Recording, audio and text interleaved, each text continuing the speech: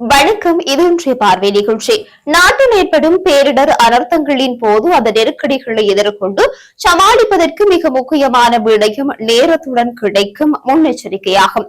இந்த முன்னெச்சரிக்கை விடயத்தை சரியாக முகாமைத்துவம் செய்ய தவறியமையினாலேயே கடந்த மாத இறுதியில் புயல், கடும் மழை, பெருவெள்ளம், மண்சரிவு ஆகிய பிரச்சனைகளை நாடு மோசமாக எதிர்கொண்டு பெரும் பாதிப்புகளையும் சந்தித்தது என்று சுட்டிக்காட்டப்பட்டிருக்கிறது. இந்த பின்புலத்தில் இத்தகைய பேரிடர்கள் தொடர்பான ஒரு முன்னெச்சரிக்கை குறித்து ஒரு முக்கியமான விடயத்தை ஐக்கிய மக்கள் சக்தியின் குருநாகல் மாவட்ட நாடாளுமன்ற உறுப்பினர் நளின் பண்டார நேற்று சுட்டிக்காட்டியிருக்கிறார். நாட்டில் இன்றும் நாளையும் மிக மோசமான காலநிலை நிலவும் என்றும் அனர்த்த முகாமைத்துவ மத்திய நிலையம் அறிவித்திருக்கிறது. ஆனால் பாரிய அச்சுறுத்தலான நிலை இல்லை என்றும் வளிமண்டலவியல் திணைக்களம் ஒரு அறிவிப்பு ஒன்றை வெளியிட்டிருக்கிறது. காலநிலை தொடர்பில் இவ்விரு தரப்பினருக்கும் இடையில் பரஸ்பர வேறுபாடுகள் காணப்படுவது என்பதனை குருநாகல் மாவட்ட நாடாளுமன்ற உறுப்பினர் நளின் பெர்னாண்டோ சுட்டிக்காட்டியிருக்கிறார். காலநிலை தொடர்பில் வளிமண்டலவியல் திணைக்களம் விடுத்த அறிவித்தலை அரசாங்கம் அலட்சியப்படுத்தியதன் விளைவை நாட்டு மக்கள் எதிர்கொண்டார்கள். அரசாங்கம் முன்னெச்சரிக்கை நடவடிக்கைகளை மேற்கொண்டிருந்தால் டிட்வா சூறாவளி தாக்கத்தால் பாரிய உயிரிழப்புகள் ஏற்பட்டிருக்காது என்றும் அவர் கூறியிருக்கிறார். நாட்டில் இன்றும் நாளையும் அசாதாரண காலநிலை நிலவும் என்றும் அனர்த்த முகாமைத்துவ மத்திய நிலையம் குறிப்பிட்டிருக்கிறது. ஆனால் அவ்வாறு பாரிய அச்சுறுத்தல் ஏதும் கிடையாது, மழையுடனான காலநிலை மாத்திரமே நிலவும் என்றும் வளிமண்டலவியல் திணைக்களம் குறிப்பிட்டிருக்கிறது. காலநிலை தொடர்பில் அனர்த்த முகாமைத்துவ மத்திய நிலையம் குறிப்பிடுவது உண்மையா அல்லது வளிமண்டலவியல் திணைக்களம் குறிப்பிடுவது உண்மையா என்று கேட்கும் நளின் பெர்னாண்டோ, இது அரசு நிறுவனங்களுக்கு இடையிலான முரண்பாட்டையும் பரஸ்பர வேறுபாட்டையுமே வெளிப்படுத்துகிறது என்றும் சொல்லியிருக்கிறார். காலநிலை அவதானம், இது தொடர்பான முன்னெச்சரிக்கை போன்றவற்றை வழங்கும் அறிவியல் விஞ்ஞானம் வளர்ந்து எங்கேயோ நிற்கிறது.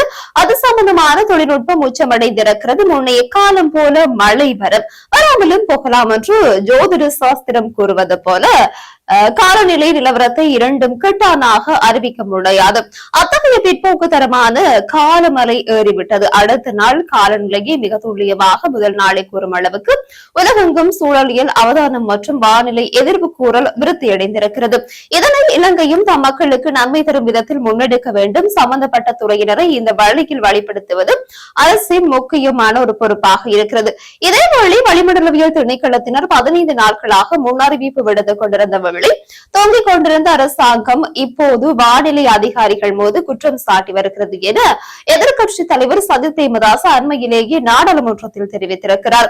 நாட்டில் ஏற்பட்ட சூறாவளி புயல் குறித்து வளிமண்டலவியல் திணைக்களம் பொதுமக்களுக்கு தகவல் தெரிவிக்கவில்லை என்றும் சிலர் இப்போது குற்றம் சாட்டியிருக்கிறார்கள். ஆனால் இந்த முன்னறிவிப்பை உரிய தரப்பினர் நவம்பர் மாதம் 11ஆம் தேதி முதல் வெளியிட்டு வந்ததாகவும் தெரிவித்திருந்தார். வளிமண்டலவியல் திணைக்கள அதிகாரிகள் ஊடகங்களுக்கு முன் வந்து வங்காள விரிகுடா ஏற்பட்டுள்ள கொந்தளிப்பு மற்றும் குறைந்த காற்றழுத்த தாழ்வு பகுதி காரணமாக தென்கிழக்கு கடல் பகுதிகளில் கடல் சீற்றமும் பலத்த காற்றும் வீசுவதோடு இலங்கையின் சில பகுதிகளில் கனமழை பெய்ய வாய்ப்புள்ளது என்றும் 100 மில்லிமீட்டருக்கும் அதிகமான மழை பெய்யும் மற்றும் குறைந்த காற்றழுத்த தாழ்வு பகுதி உருவாகும் என்றும் தெரிவித்திருந்தார்கள்.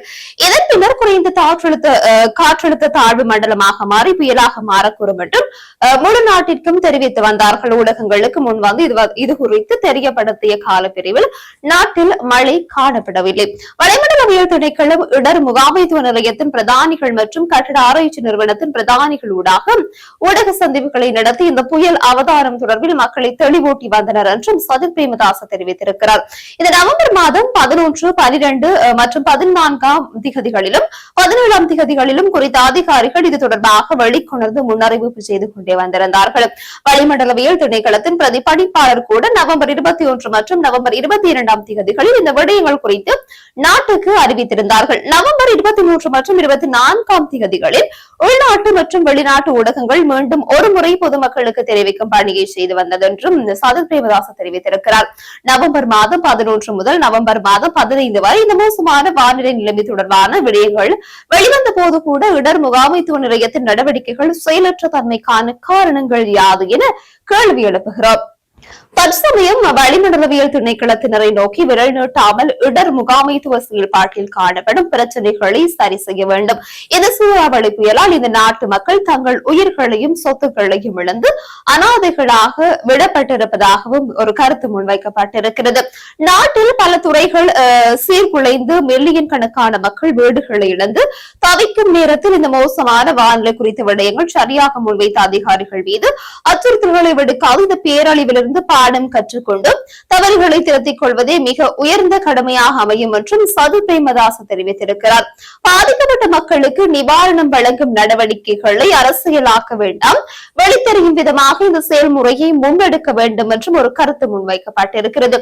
இந்த பாதிக்கப்பட்ட மக்களுக்கு உடனடியாக விரைவான சேவைகளையும் பெற்றுக் கொடுக்கும் நோக்கிலேயே அவசர கால நிலையை பிரகடனப்படுத்துமாறு எதிர்க்கட்சி கோரியிருந்தது. ஆனால் அரசாங்கமும் ஊடகங்களை அடக்குவதற்கு முயற்சி செய்து வருகிறது. இவ்வாறு ஊடகங்களை அடக்கும் முறைக்கு உட்படுத்த நாம் இந்த அவசர கால நிலையை கோரவில்லை என்றும் எதிர்க்கட்சி தலைவர் சஜித் பிரேமதாச தெரிவித்திருக்கிறார். இத்துடன் இன்றைய பார்வை நிகழ்ச்சி நிறைவு பெற்றது. மீண்டும் நாளைய தினம் இதே போன்ற சிறப்பான இன்றைய பார்வை நிகழ்ச்சியோடு சந்திக்கும் வரை விடைபெறுகிறேன். நன்றி.